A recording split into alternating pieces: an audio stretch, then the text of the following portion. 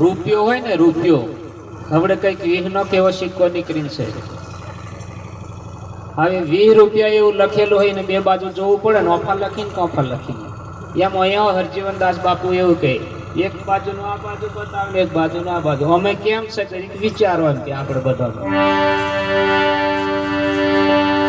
શું કે માતાજી પૂંજવા પવિત્ર થઈ સ્નાન કરીને મળમાં જઈએ. કોફા પ્રોપર નાઈટ કમ્પ્લીટ પછી મળમાં જઈએ કે પછી બાધા કરતી રહે પાછો પકડો મારે કે તો આપણે તો એના હાડકા ને વાદોમાં ઝાલે કે ભાઈ અમે મોને તીને વાતો કહીએ નહીં તા મૂંગે મોડે બેસી રહીએ.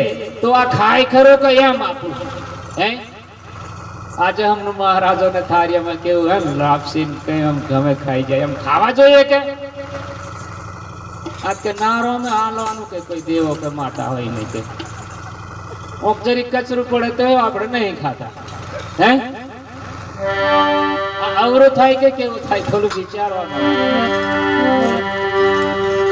ભાઈ ભાઈ રે આ વાતો છે જેની મોટો કવાડો કઈ ના કાપે લોખંડ કાપે શેની. ભાઈ ભાઈ રે આ વાતો છે જેની એટલે જી ના બનજો મોટા હાથી જેવાની બની જતા મેર પડે એવો નહીં. કબીર સાહેબ કીધું કે રામ રસ ऐसा है मेरा भाई જે કોઈ પીવે એ અમર થઈ જાય.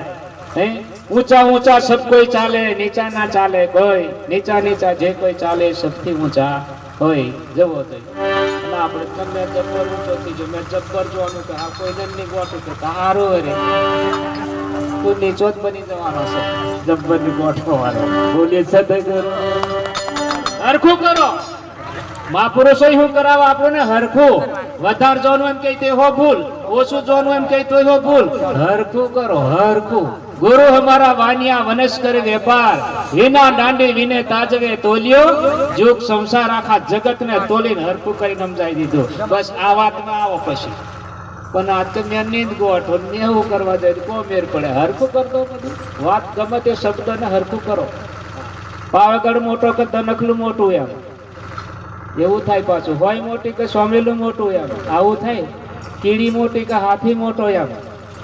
ગુરુ મહારાજ પાસે કરી બધું તોલી તોલીને તમને હરકત કરી નાખે. પછી બોલી છે તે ગુરુ કીડી બતાવે બોલે છે તે ગુરુ એ જગ્યા જોઈ કાઢવાની તા મેર પડે.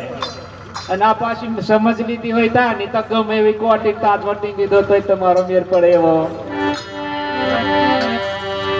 ચાહો પીતા રહેજો. અમારી વાત ના થોડી થોડી મેં ચા ભેગી જર બિસ્કીટ ઉતાર દેજો.